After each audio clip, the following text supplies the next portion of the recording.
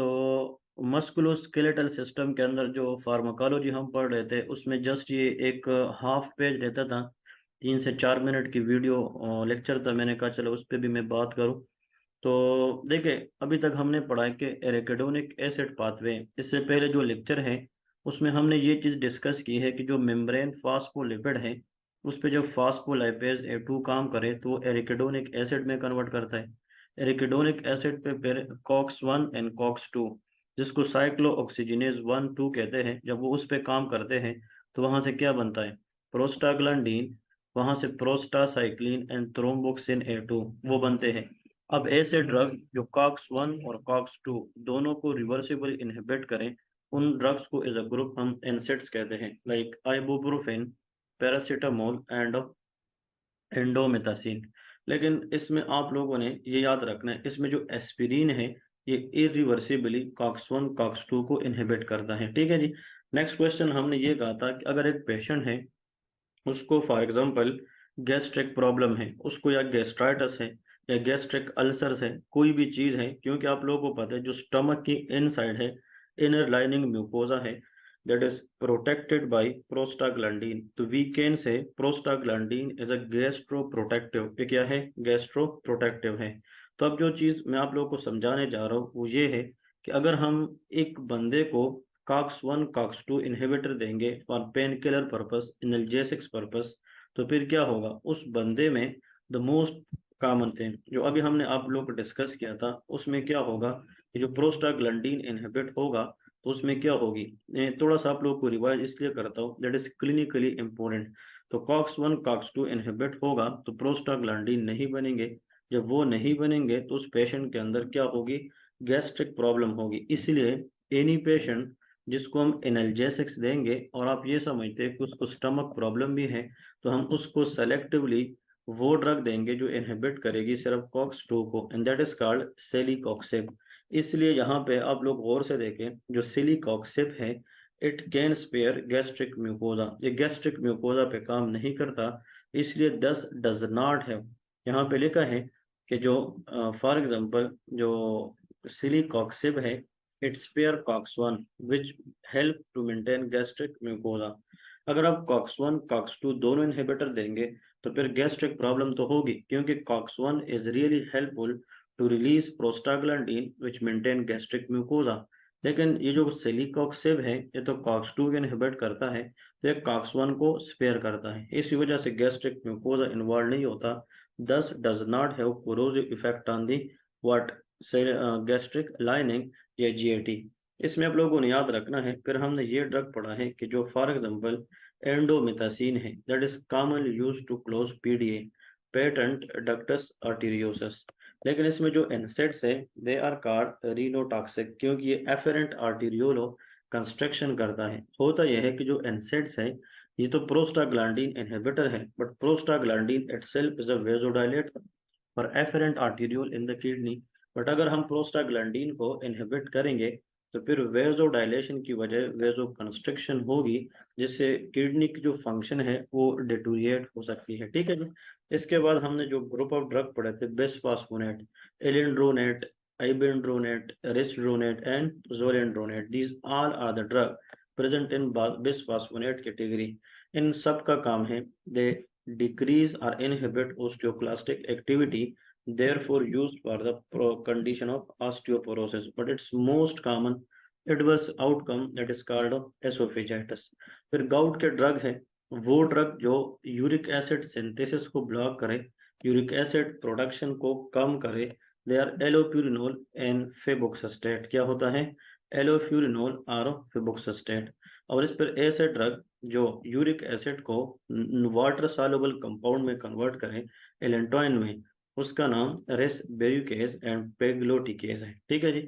और ऐसा ड्रग जो किडनी से यूरिक एसिड की रीअब्जॉर्प्शन को इनहिबिट करें, दैट इज नोन एज प्रोबेनासेट। वो क्या होता है, प्रोबेनासेट। फिर हमने ये भी पढ़ा था onset, acute attack of gout के अंदर इनसेट देते हैं और प्रिवेंशन पर्पस के लिए हम एलोप्यूरिनोल देते हैं। अब आते हैं, ये एक पेज रहता है उस पर 2 3 बातें करते हैं कि what is meant by TNF alpha inhibitor, tissue necrotizing factor alpha inhibitor. Every exam, चाहे वो FCPS है चाहे जेकेट है, उनमें से एक क्वेश्चन यहाँ से जरूर आता है।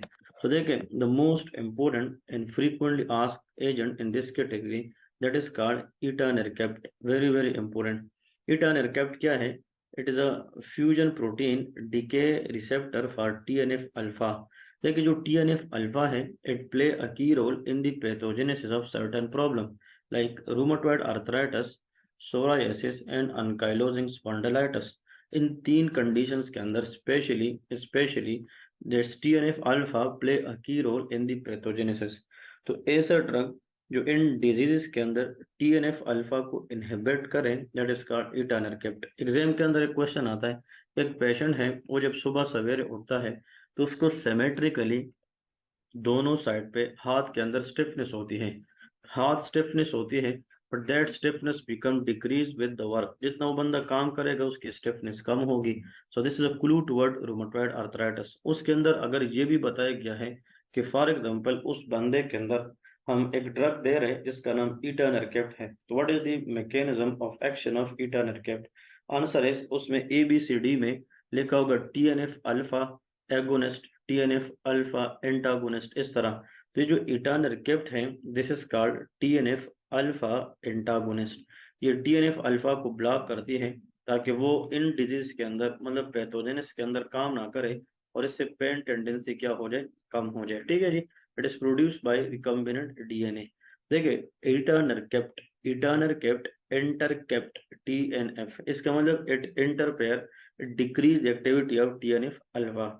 तो इसमें दो चीजें मैं बार बार उस पर जोर दूंगा, जो ईटानरकेप्ट है वो TNF अल्फा पे काम करता है, और दूसरी बात, इसको क्या करता है, इनहिबिट करता है, इसलिए हमारे पास एंटागोनिस्ट है। इसके बाद है एडालीमोमाब, सर्टोलिजोमाब, दैट इज गोलीमोमाब एंड एनफ्लेक्सिमाब।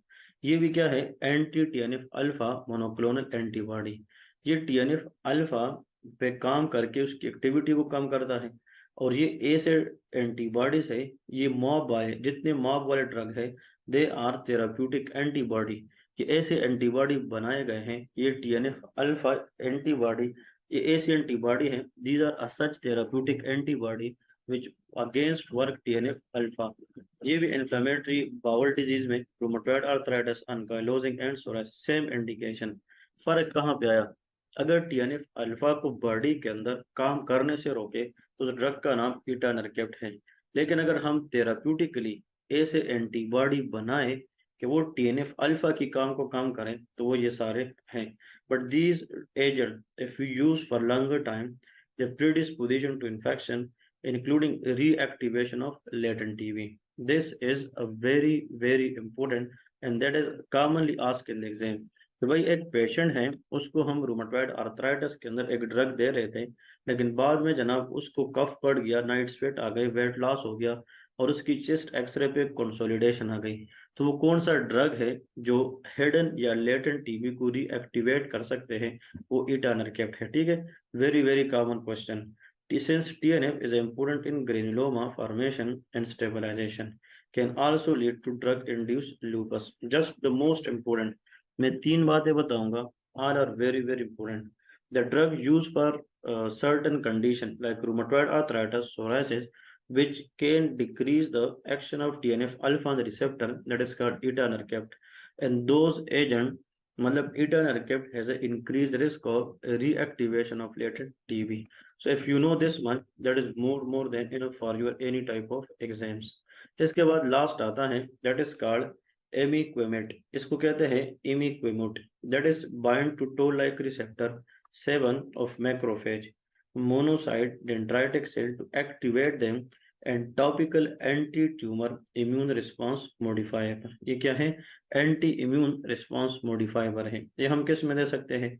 एनोजेनिटल वार्ड्स में, actinic keratosis. Actinic keratosis is a pre malignant lesion, सब इतना याद रखें, if left untreated it will increase the risk of squamous cell carcinoma. ये क्या कराता है? स्क्वामस सेल कार्सिनोमा करा सकता है। इसकी एडवर्स इफेक्ट इचिंग है, burning pain at the site of application और रैशेस कराती है। But imiquimod not commonly used as well as not asked in the exam commonly। ठीक है जी। So these all are the most important point you people must know for the exam purposes। तो आप लोगों को मैं यहाँ पे 2-3 चीज़ें बता रहा हूँ। देखें, जिसका एग्ज़ाम नवंबर में आ रहा है या जिसका मतलब एग्ज़ाम बाद में है, थोड़ा-सा मैं आप लोगों को बता दूँ, या फरवरी में है, अगस्त में, जहाँ पे भी एग्ज़ाम है, अभी आप लोगों ने फॉर एग्ज़ाम्पल जितना भी हमने पढ़ा है, इनको रिवाइज़ कैसे करना है?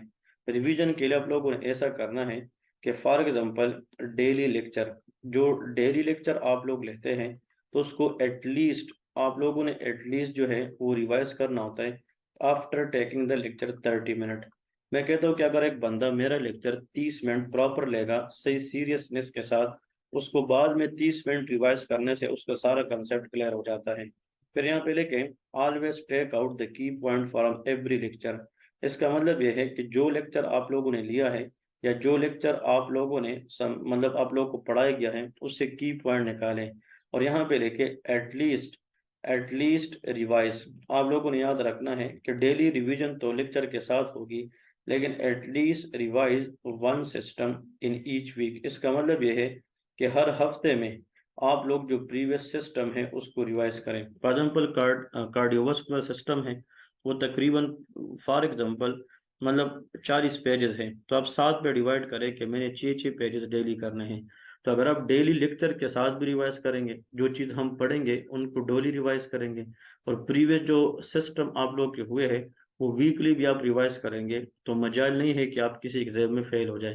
तो देखिए, टीचर जितना भी अच्छा पढ़ाए, लेकिन at the end of the day अगर आप खुद प्रैक्टिस नहीं करेंगे तो उसका फ़ायदा नहीं है। तो इंशाल्लाह उम्मीद करता हूँ आप लोग इस पे काम करेंगे। और आप लोगों से रिक्वेस्ट ये है कि प्लीज़ प्लीज़ प्लीज़, मेरा जो यूट्यूब चैनल है, इस पे मैं जितनी भी चीज़ें अपलोड करता हूँ, आप लोगों से गिला ये है, आप लोग ना देखते हैं, ना कमेंट्स करते हैं। वो ठीक है, कोई चीज़ ज़ोर ज़बरदस्ती नहीं होती, लेकिन अगर एक टीचर इतना आप लोगों के लिए कर रहे हैं, तो आप लोगों की उसमें भलाई है, हमारी बिल्कुल नहीं है।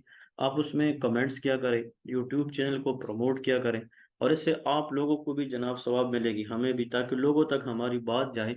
और भाई, अगर एक बंदा कहीं पे स्टक है, वो पैसे भी लगा रहे, टाइम भी दे रहे, लेकिन इसके बावजूद वो नहीं पढ़ पा रहा, और अगर वो हमारी प्लेटफॉर्म से मुस्तफ़ीद होकर यहाँ से वो एग्ज़ाम क्लियर करता है, पढ़ लेता है, तो मेरे ख्याल में इससे बड़ी बात नहीं होती। तो उम्मीद करता हूँ कि इंशाल्लाह आप लोग डॉक्टर सादिक प्लेटफॉर्म के साथ खड़े रहेंगे।